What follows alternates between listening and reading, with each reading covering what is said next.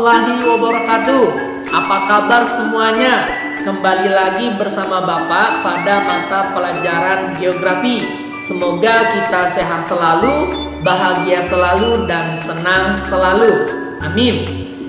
Sebelum mengawali pembelajaran, alangkah baiknya kita awali dengan pembacaan doa. Semoga apa yang kita pelajari bermanfaat. Berdoa menurut kepercayaannya masing-masing dimulai.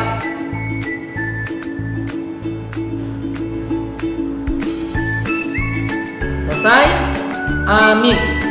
Anak-anak sekalian, apa kabar semuanya? Semoga kita tetap semangat, tetap sehat, senang selalu, dan tetap ceria. Nah, pada pertemuan kali ini kita akan membahas mengenai tentang prinsip-prinsip geografi. Apa saja prinsip-prinsip geografi? Cara menganalisisnya untuk kehidupan sehari-hari seperti apa akan kita kaji lebih mendalam. Nah, anak-anak sekalian, prinsip-prinsip geografi itu ada 4. Yang pertama adalah prinsip distribusi atau penyebaran. Nah, prinsip ini merupakan salah satu dari 4 prinsip ilmu geografi yang paling utama.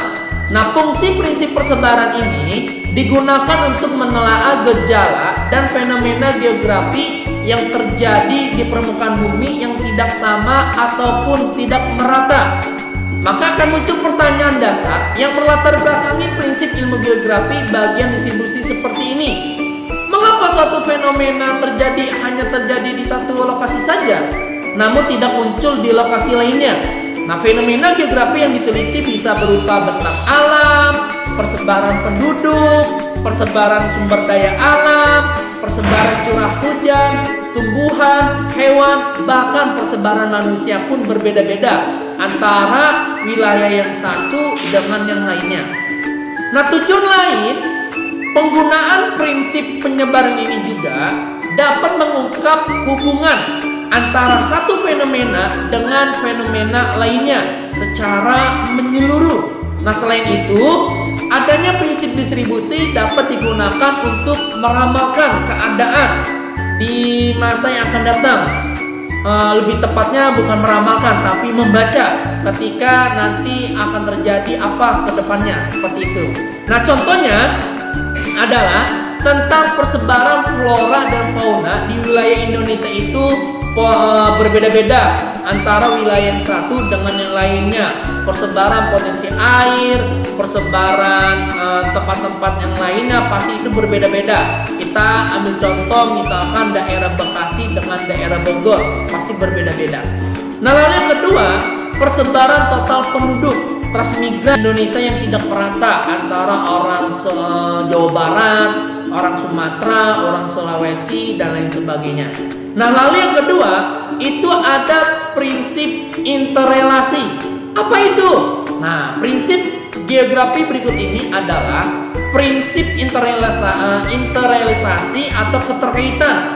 Nah, fungsi prinsip interrelasi, ya Allah, ini digunakan untuk menelaah hubungan yang saling terkait antara gejala yang satu dengan gejala yang lainnya, saling berhubungan, saling berkaitan. Contohnya misalkan kekeringan yang terjadi sebagian dampak adanya fenomena La Nina, atau yang kedua fenomena banjir akibat adanya penebangan hutan di wilayah hulu.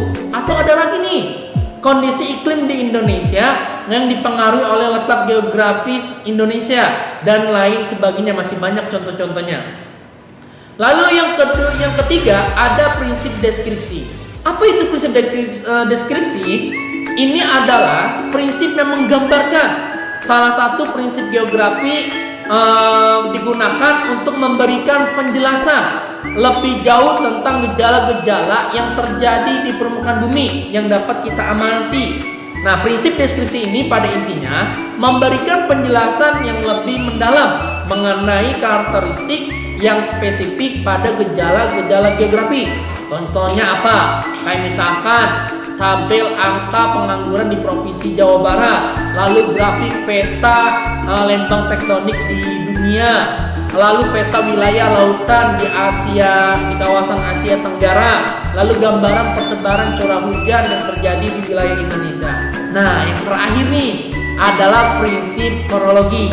Apa itu prinsip kronologi? Prinsip kronologi ini adalah prinsip gabungan yang memadukan dari 3 prinsip tersebut. Yang tadi tuh yang pertama prinsip distribusi, prinsip interrelasi, lalu ada prinsip deskripsi, dan yang terakhir ini adalah prinsip kronologi, menggabungkan dari 3 prinsip tersebut. Nah, contohnya adalah untuk meneliti masalah hujan harus diteliti mengenai persebaran curah hujan di Indonesia. Lalu kita melihat penyebabnya kenapa adanya perbedaan curah hujan di antara wilayah satu dengan wilayah yang lainnya. Lalu juga dampak yang ditimbulkan dari tingginya curah hujan di wilayah tersebut. Nah, mungkin hanya ini yang bisa Bapak dapat sampaikan. Semoga kalian bisa memahami tentang prinsip-prinsip geografi. Jadi ada berapa? Ada 4 prinsip. Yang pertama itu ada prinsip prinsip distribusi, kedua ada prinsip interrealisasi, keterkaitan, lalu yang ketiga ada prinsip deskripsi, menggambarkan, dan yang terakhir adalah prinsip kronologi, yaitu menggabungkan antara prinsip yang 1, yang 2, yang 3. Nah, mungkin hanya ini dapat Bapak sampaikan. Semoga bermanfaat. Ketemu lagi di materi selanjutnya. Salam geografi, sehat selalu, bahagia selalu, dan senang selalu. Terima kasih. Assalamualaikum warahmatullahi wabarakatuh.